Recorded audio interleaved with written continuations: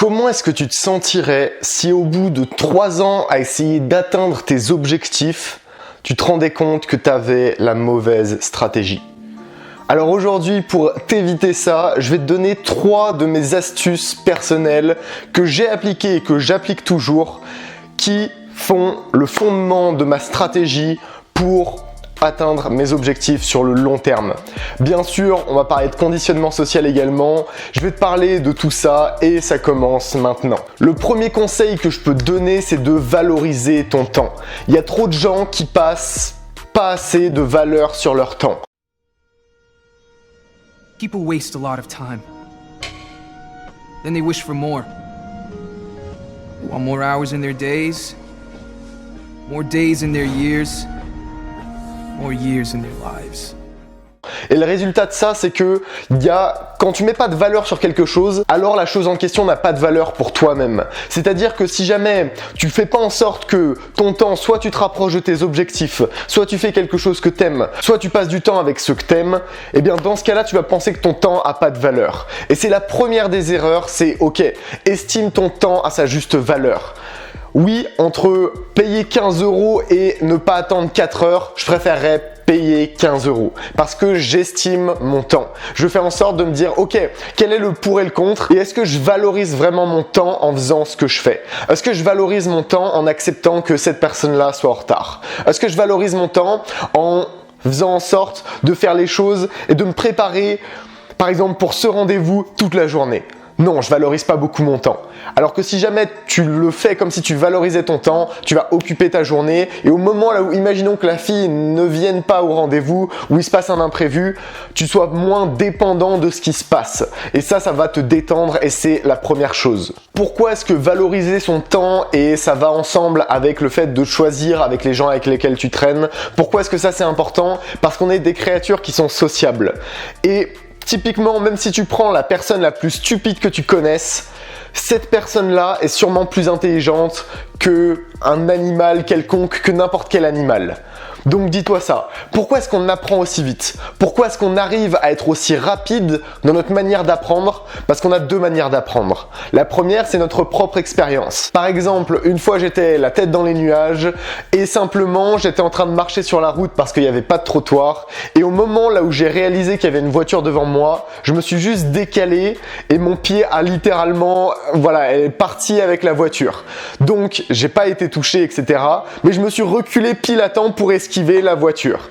Donc on apprend de notre expérience. Maintenant je sais que avoir la tête dans les nuages et ne pas rouler, ne pas circuler sur les trottoirs, c'est dangereux. Mais d'un autre côté, j'ai pas besoin, quand j'hésite à prendre l'ascenseur, de me dire ok, je dois pas sauter du 4e étage. Parce que si jamais je saute du 4e étage, je sais que je vais me faire mal. Je vais pas me dire tiens, c'est plus rapide d'ouvrir la fenêtre et de sauter, simplement parce que j'ai acquis aussi l'expérience des autres. Les erreurs sont importantes, mais ça n'a pas besoin d'être les tiennes. Et c'est pour ça que je te propose des formations, pour que tu t'inspires de mes erreurs, de mes techniques, de mon système, pour avoir du succès, pour faire disparaître sa peur, etc. Tes erreurs sont importantes, mais t'es pas obligé de faire toutes les erreurs pour savoir que c'est une mauvaise chose. Je suis pas obligé de sauter par la fenêtre pour savoir que je vais me péter les genoux et que c'est quelque chose de plutôt négatif. Donc par rapport à ça, c'est humain qu'on apprenne de tout le monde et qu'on copie le comportement des autres. En fait, c'est pas humain, c'est lié aux chimpanzés, etc. parce que des chimpanzés l'ont aussi. Mais d'un point de vue humain, tu peux te dire que c'est une particularité de reposer autant son expérience et son apprentissage sur ce qui se passe autour de nous. Et c'est pour ça que le conditionnement social, il est important. Le conditionnement social, c'est simplement toutes les normes qui sont autour de toi et qui disent ok, sauter par la fenêtre, ce n'est pas une bonne idée. Arrêter de manger, ce n'est pas une bonne idée, etc. etc. Et la plupart des gens, ils me disent oui, mais le conditionnement social, c'est négatif uniquement en séduction et on va y revenir un peu après. Alors le côté positif du conditionnement social, c'est que comme ça, t'as pas besoin de sauter par la fenêtre pour voir que c'est quelque chose de pas très sympa. Mais d'un autre côté, ça fait que par rapport à la séduction, est-ce que le conditionnement social est positif? Qu'est-ce qu'il dit le conditionnement social par rapport à la séduction? Il te dit sois désespéré, il te dit récupère-la et quand elle est en train de prendre son avion pour l'aéroport, prends un taxi, saute-lui au cou et dis-lui ah tu m'as manqué, tu es l'élu, je sais que tu es ma précieuse, tu es mon précieux, tu es l'élu, voilà mon cœur, etc., etc. Le conditionnement social il dit d'acheter des bouquets de fleurs et de l'inviter au restaurant, alors qu'en fait il n'y a pas de corrélation entre le fait de l'inviter au restaurant et le fait de lui acheter des choses et le fait d'avoir du succès avec elle. Le conditionnement social en séduction, c'est un très bon exemple d'un conditionnement social qui te freine. Parce que comment est-ce que tu fais pour séduire? Tu fais aussi en sorte de te démarquer des autres. Donc si jamais le conditionnement social te fait faire ce que font tous les autres, dans ce cas, tu vas pas avoir beaucoup de succès. Tu sais, il y avait ce groupe de filles qui passait une fois à côté de moi et c'était un groupe de Japonais. Et il y avait à peu près 3 ou 4 japonaises qui avaient à peu près toute la même tête, sauf une qui avait les cheveux d'une couleur différente du groupe. Et mes yeux, naturellement, allaient sur elle. Simplement parce que, oui, on est attiré par les différences, on est attiré par ce qui sort de la moyenne, on est attiré en séduction du moins par ce qui ressort, par ce qui s'élève au-dessus des autres. Et à chaque fois qu'une technique de séduction prend la norme, tu verras qu'elle a plus de valeur parce que justement ça devient la norme. Tu dois toujours être au-dessus de la norme si jamais tu veux séduire ou du moins tu dois toujours être légèrement différent parce que c'est comme si la séduction et le conditionnement social c'était deux choses, deux cercles et il y a un interstice entre les deux qui est juste la formule parfaite. Si jamais tu es trop dans la séduction et il n'y a pas assez de conditionnement social, elle va se dire tiens il y a trop de jugement sur moi, j'ai pas envie. Et si jamais tu es trop dans le conditionnement social et t'es pas assez dans la séduction, elle va se dire tiens je ressens rien, c'est comme s'il y avait quelque chose qui manquait. C'est pour ça que d'un côté c'est important mais de l'autre tu dois toujours faire attention au fait que tu fasses confiance à l'autorité de manière instinctive. Tiens, est-ce que je sais comment ce téléphone marche? Absolument pas. Je sais absolument pas comment il marche, j'en ai absolument aucune idée, je serais incapable de le reconstruire, etc., etc.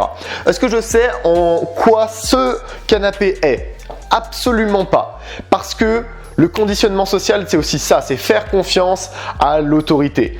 Et le problème, c'est que l'autorité, si jamais tu es trop dans ce faire confiance là, au bout d'un moment, tu vas te heurter à des murs du type la séduction.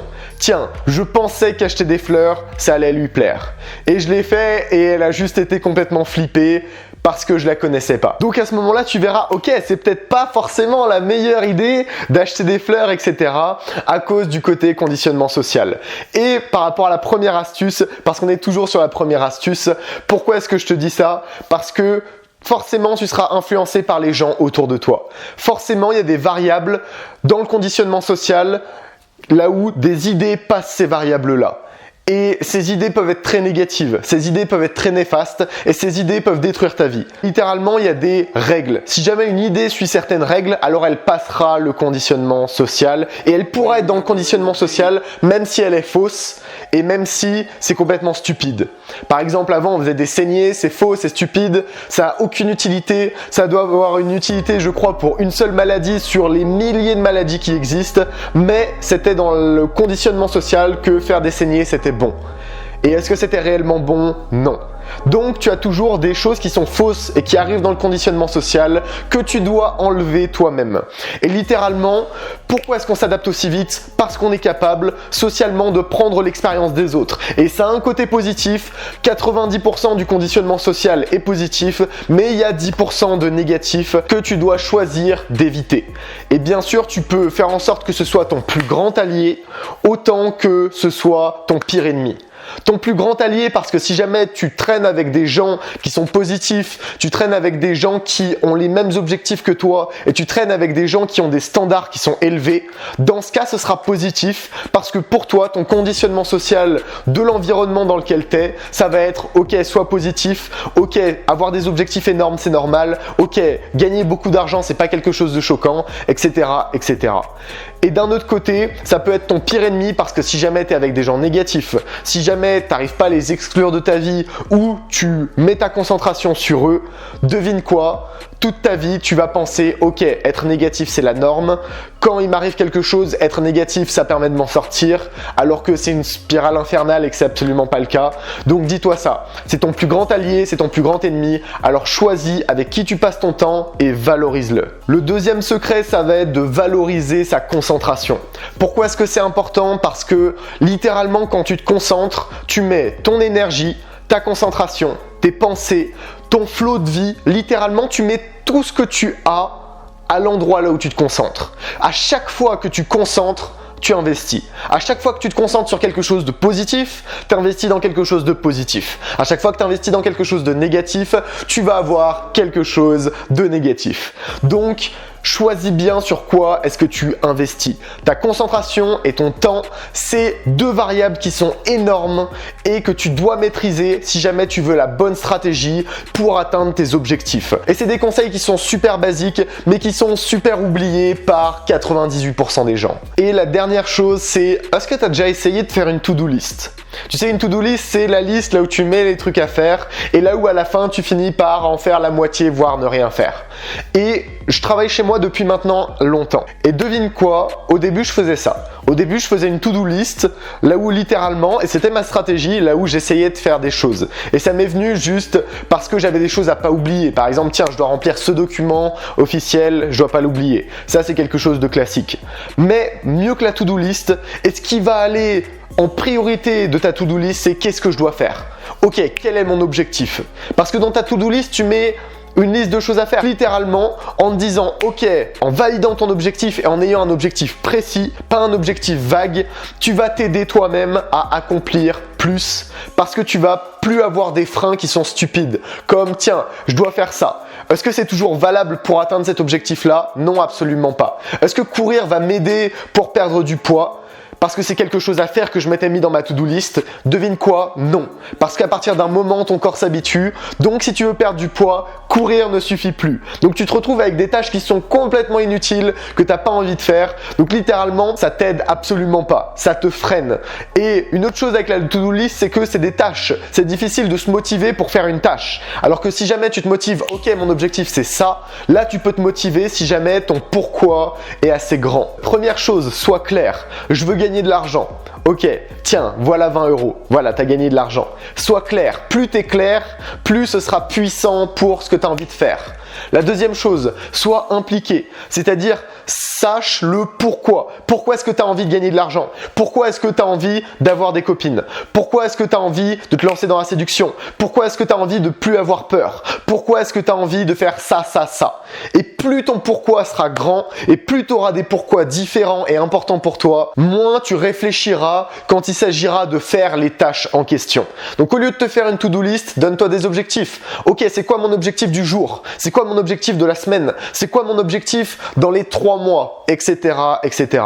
Et plus tu seras clair et plus ton cerveau automatiquement va rediriger ton tir. Imaginons que tu as un missile téléguidé et tu as une cible en mouvement. Si jamais la cible bouge, le missile le suit. C'est exactement ce que fait ton cerveau si jamais tu as des objectifs qui sont précis au lieu d'une to-do list. Une to-do list, c'est tu as une cible. Et tu lui dis ok, elle est là. Mais si la cible se déplace, ton missile ira complètement n'importe où. Donc un point positif, c'est fais en sorte d'être précis. Et la dernière chose pour ta stratégie, c'est ne confonds pas le mouvement et la progression. Tu peux bouger, tu peux agir, tu peux faire exactement ce que ferait n'importe qui de tes potes et avoir des résultats absolument pourris parce que tu bouges mais tu ne progresses pas. Tu peux faire des activités qui sont légèrement en rapport avec ce que tu veux faire mais qui n'ont pas un objectif précis rattaché avec et donc ne jamais avancer. Et ça, c'est le plus grand piège parce qu'il y a une réelle différence entre progresser et bouger. Voilà, cette vidéo est terminée. J'espère qu'elle t'a plu. J'espère qu'elle t'aidera à y voir plus clair pour tes objectifs. Je te rappelle les 3 choses. La première, faire en sorte de valoriser ton temps à sa juste valeur. Faire en sorte de choisir les gens avec qui tu traînes. Ça, c'est pour le conditionnement social. C'est pour ça que c'est positif. Et le conditionnement social, j'ai un petit secret que je donne dans ma prochaine formation par rapport à ça, que j'ai utilisé énormément et qui peut t'aider à juste reconstruire ta vie, même si ton environnement est négatif et même si tu ne peux pas te débarrasser de toutes les personnes négatives dans ta vie. La deuxième chose, c'est, ok, valoriser ta concentration. À chaque fois que tu te concentres sur quelque chose, tu investis. À chaque fois que tu te concentres sur les problèmes, c'est les problèmes qui s'amplifient. Donc concentre-toi sur qu'est-ce que je dois faire, la solution, la prochaine solution, etc., etc. Et la dernière chose, ça va être aie des objectifs clairs. Au lieu d'avoir une to-do list qui est bien trop longue et qui fonctionnera jamais, fais en sorte d'avoir des objectifs clairs et ces objectifs te mèneront immédiatement à ce que tu dois faire et tu n'auras pas besoin d'y réfléchir 100 ans et ce sera efficace. Voilà, j'espère que cette vidéo t'a plu et on se dit à la prochaine.